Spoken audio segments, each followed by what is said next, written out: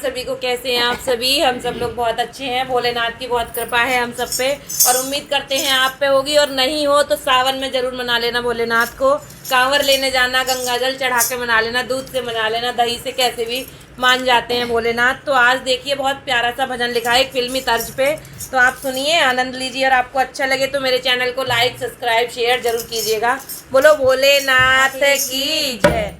छुप गए सारे नजारे, ओए क्या बात हो गई। छुप गए सारे नजारे, ओए क्या बात हो गई। ओ मैं तो कांवर लेके आई, करामात हो गई। ओ मैं तो कांवर लेके आई, करामात हो गई।